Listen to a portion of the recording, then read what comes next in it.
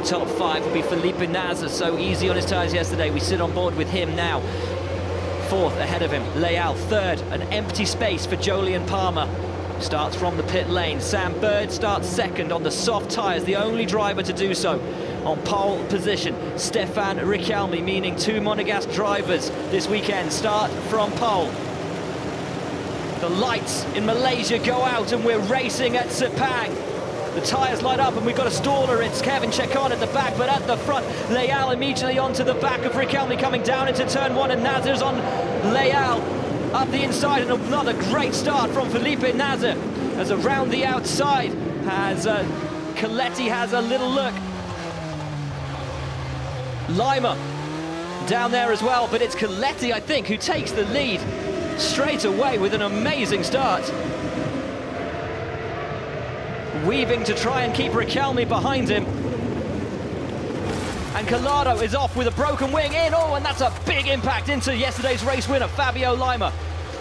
And Collado pushed over onto the grass, so that's 2 of our championship favourites out on the spot. And yesterday's pole sitter, oh, and Sam Bird. I think it was maybe touched as well in the incident with Collado. So all over for those 3 drivers on the opening lap here, but it's Stefano Coletti, incredibly, who from 6th place on the grid leads this race from the pole sitter Stefan Riquelme on board with Collado. Here's the replay, up, oh, and just gets that wrong, hits the back of Sam Bird and Lima. I mean, he touches Sam Bird as well there in the impact. He touches the back of there you go, yeah, hits Lima. And goes into, it goes into Leal, so he takes Leal out into the back of Lima, takes out Lima's teammate Leal. And where does Bird get touched in that? There as well. He touches Bird a little bit, but just enough to damage Sam's car. So Coletti leads Riquelme 2nd, Nasr 3rd.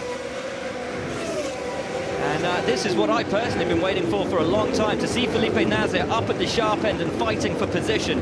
We've seen very little of him over the last year and a bit in GP2. His races always seem so quiet and unassuming, and he pulls off fantastic results, but I want to see the guy up at the front. I want to see what he can do at the sharp end and really putting people under pressure and coming under pressure himself, and immediately up the inside of Stefan Riquelme into turn 1. Felipe Nasr, beautiful instinctive move, lets it run a little wide and has the inside line on the flip back, looking in his mirrors all the while. Mindful of Riquelme. This has been a trend for Riquelme to miss a little bit of aggressivity in the opening laps. And this is a yellow flag, so you can't overtake. And it's been a trend that he's been losing positions in that opening lap. So incident with Collado and Leal will be investigated after the race. Bird manages to get it almost into the pit lane. Or is that on the back stretch? But Bird, anyway, out of contention, out of the race. That was taken away from him when he was forced off the track by Johnny Cecotto. Great move there from Ericsson around the outside. It's a move you can make, obviously, if the guy ahead doesn't the last couple laps. Jolyon Palmer on countryman Adrian Quaife-Hobbs. Solid move from Jolyon. So a replay on board with Marcus Ericsson. That's Adrian Quaife-Hobbs ahead.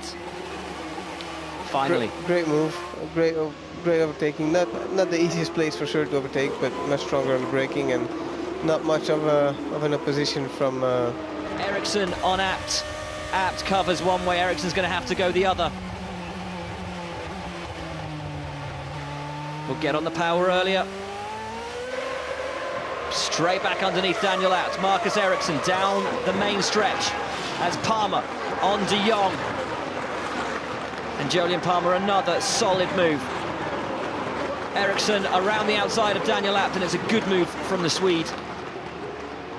Here's GP3 Series runner-up. So Ericsson finally getting the bit between his teeth, finally starting to make moves on people, as Palmer ahead takes another move as well and takes 13th place. Oh, and here we go. Abt, he started to struggle with his tyres again. Quaife-Hobbs now on the back of the German. Clearly struggling in his GP2 debuts compared to Evans. Yeah, big time, big time. I mean, Abt was out-qualified by Marking Hua, which I don't think anyone expected. It's a replay of Ericsson on Abt. Abt accepted full responsibility for his exit from the race yesterday. He said just took too much speed through the sweepers, spun it and stalled it, allowed the engine to die as Haryanto flies up the inside of Berton. Daniel Abt, wow, there you go, last minute up the inside. That'll feel good. Nice move from Daniel Abt. Sector 1. Palmer gets Canamassas. That's for P12. So he's not a million miles off the points, Jolyon Palmer. That'd be a hell of a result. Pit lane to points would be unbelievable.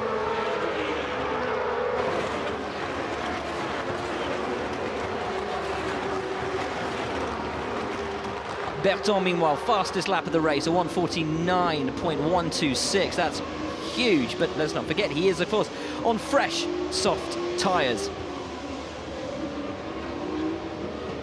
Coletti is, as Jerome pointed out, his personal best in Sector 1. He's a 10th quicker than Nasser in Sector 2. So if he has kept life in those tyres, now is the time at which Coletti is going to start putting the hammer down and trying to pull out a decisive lead that Nasser will not be able to pull back in the 5 laps which will remain when they cross the line this time. And Riquelme outbrakes himself horribly, and Evans gets right up the inside of him, and a vicious mistake from Riquelme has handed away the podium plate to the GP3 Series champion, and Riquelme straight back on him again, down the start-finish straight. Riquelme is going to have to go around the outside, having locked up into the hairpin. Evans, bold, holds his line, keeps it stuck in. Riquelme's going to have to back out. Evans will keep the inside line for turn 2. Big mistake there from Riquelme. Huge. To outbrake yourself that much. I don't know, maybe lost focus over there. But that was a very, very late braking. I mean, Evans has been getting closer and closer, but I wouldn't have said anywhere near close enough to have been putting Riquelme under that much pressure. A loss of concentration with 5 laps to go here in Malaysia may just have cost Stefan Riquelme a podium finish. A replay here, Jerome.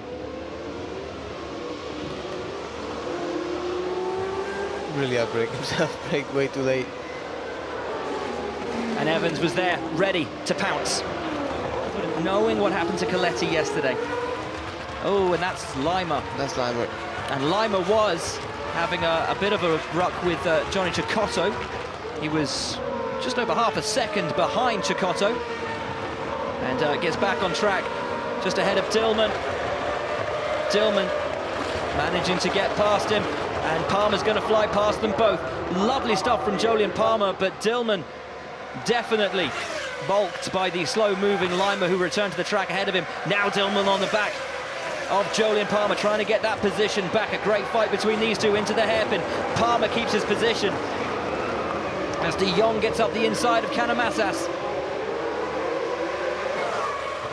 And Palmer, great driving from Palmer today. Really, really good stuff. But you've got to feel for Dillman, though, coming into that really fast part of the circuit, those sweeping left and right, and finding Lima ahead of him, who was on the racing line and not at full racing speed, as Canamassas tries to get back past de Jong, and Ericsson's watching, getting ready to take full advantage of that, and gets alongside the Spaniard. Great move, and that's Nasser, 4/10 quicker than Coletti in first sector. He was down to second, so he's now 6/10 behind Coletti. You've got to feel then at the front of this race, Nasser is starting to nibble into Stefano Coletti's lead. Will it be 2 races in a row that the Monegasque driver in the closing stages loses the lead?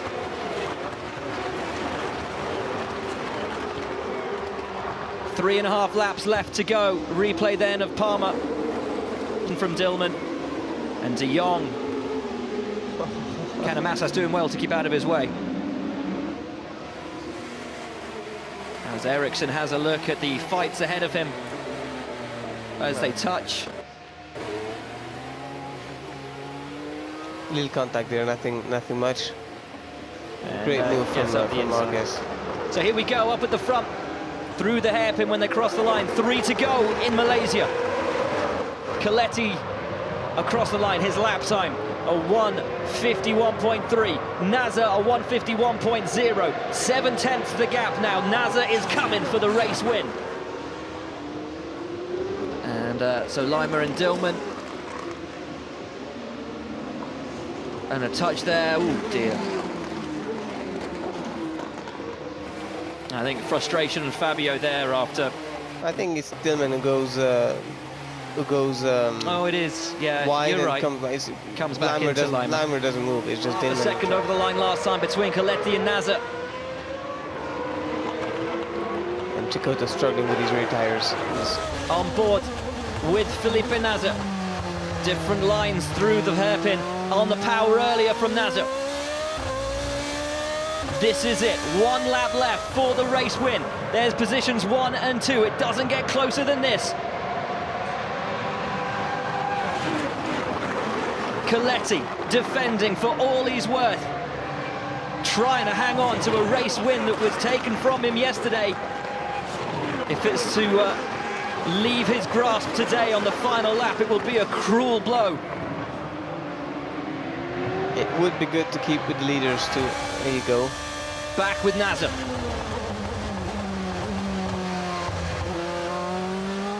It's a bit far. I think it's going to be difficult for Nasser to, unless Coletti makes a mistake, it's going to be difficult for him. Coletti under huge pressure from the Brazilian. Doing a great job at the moment. If it's going to be anywhere, it's probably going to be the hairpin. And Connor Daly all over Trummer. Gets up on the inside, Trummer edges him towards the grass. Daly one way, then the other. And Trummer's lost a bit of pace through there. Daly thought better of it, backed out. That's allowed Chicotto to run away.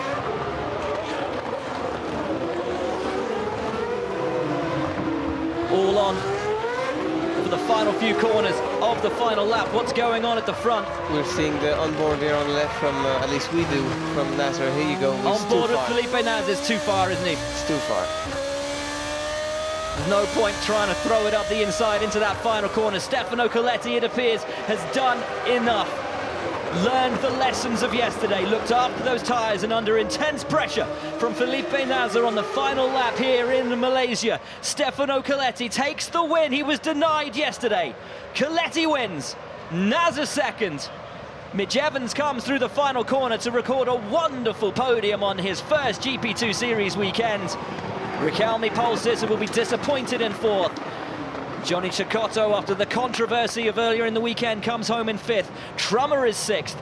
Daly is seventh. Rene Binder is going to come through in eighth, so Palmer just misses out on a point. What about this man, Mitch Evans? Struggling with food poisoning all weekend, but makes an instant impression in GP2. Points yesterday, podium today, fantastic result. Coletti wins 40 minutes, 49 seconds, 0.455 ahead of Felipe Nasser for Carlin, 0.832 behind. One wonders with the pace of the Carlins what might have happened had Palmer not stalled on the grid, but that's what happened. Mitch Evans, a brilliant third for Arden. Riquelme, fourth. The pole sitter there. Chicotto fifth, Trummer sixth, Connor Daly a fabulous seventh for Hillman Motorsport, scoring points on their first weekend. Great result for Connor, delighted for him. Rene Binder eighth, the final point scorer, and look at that, Jolyon Palmer just 6/10 off points from the pit lane. Palmer definitely, I think without a shadow of a doubt, one of the drivers, if not the driver of the weekend. His overtaking from the back part of the field to come up into great positions has to be applauded. Absolutely phenomenal stuff.